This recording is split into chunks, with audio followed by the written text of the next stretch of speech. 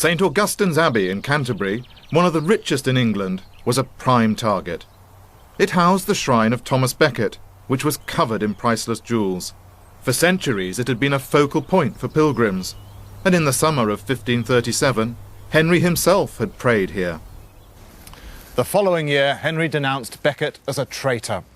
He ordered the elaborate sanctuary to be smashed apart and Becket's body to be exhumed.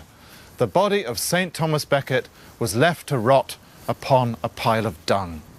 The fat ruby that had once adorned this shrine now sat upon Henry's finger. Parts of this abbey were reconstructed and made into a royal palace. But basically, Henry turned this monastery, like so many others, into a pile of ruins. The dissolution of the monasteries almost doubled Henry's income. But his plans to return to his first love, war, were interrupted once again by the problem of his wives.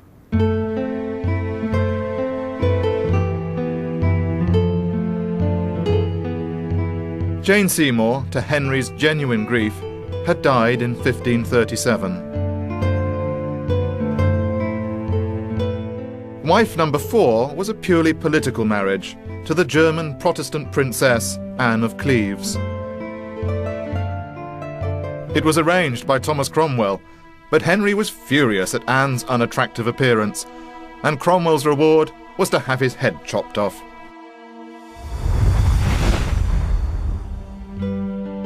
The relationship with Anne of Cleves was never consummated, so Henry had less difficulty in disposing of her.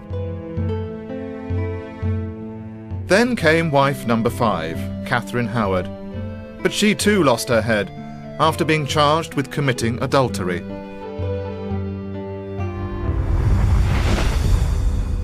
Henry, the cultured youth, had become a merciless despot, profligate with the lives of his wives and his closest advisors, as well as his enemies. Physically, too, the beautiful young man had gone into a shocking decline. He'd had problems with his legs ever since taking a topple from his horse in 1528. 8 years later, another accident had left him unconscious for hours and severely curtailed his sporting activities. He put on a lot of weight, and as he grew more and more frustrated at his own pain and immobility, so his outbursts of temper became increasingly violent and uncontrollable.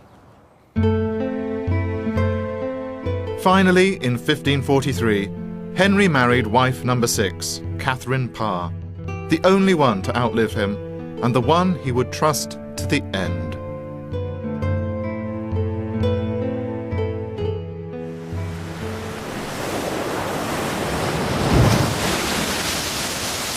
Now, in the autumn of his life, Henry's mind turned to his great unfulfilled ambition, that of turning his kingdom into an empire. In 1543, after centuries of being uneasy neighbours, England and Wales were formally united under Henry. Scotland still fiercely resisted. But above all, Henry's sights were set upon France. Despite the infirmities that old age had taxed upon his body, this was one invasion that he was determined to lead himself.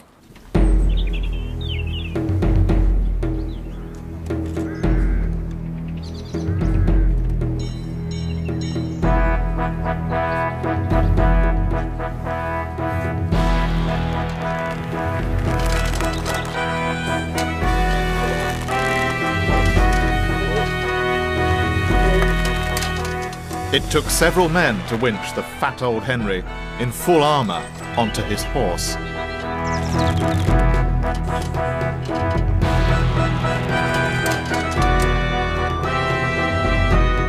But the king was feeling reinvigorated at the prospect of war against the old enemy, and displayed much of his old energy, heading from Calais towards his first target, Boulogne, at the head of his army, armed at all pieces upon a great courser, and raring for action.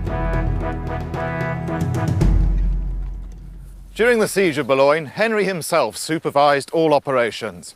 From dawn to dusk, he was clunking around in full battle gear, and eventually his leg got so swollen that the armour had to be cut away from him. But he kept going. He knew the inhabitants couldn't hold out for long, and this, for Henry, was what being a king was all about.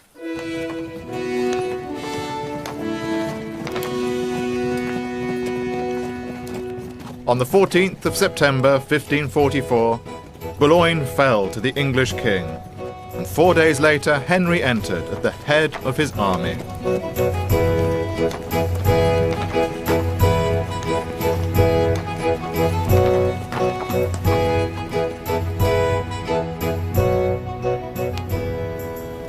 But Henry's great military victory turned out to be more of a humiliation. Secretly, the King of Spain, who was supposed to be his friend, had done a deal with the King of France. Yes, Henry could keep Boulogne, but only for 8 years, when he had to hand it back, complete with some new fortifications. What had started out as such a great military adventure ended up simply as a very expensive short-term lease.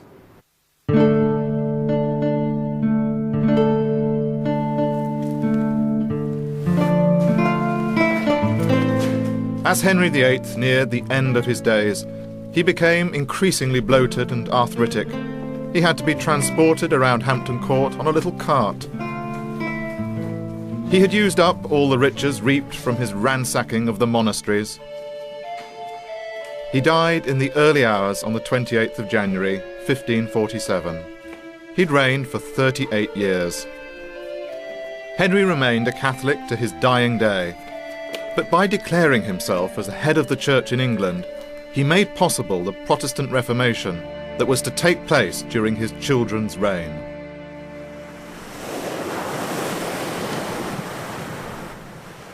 Henry's death marks the end of one imperial era. No other English monarch would ever again manage to gain a foothold on the European continent. In fact, it was under Henry's daughter Mary that the last English possession in France, Calais, would finally be lost in 1558. But under Henry's other daughter, Elizabeth, the flag of England would be carried across the Atlantic to America. A new world. How Henry would have loved to have seen that.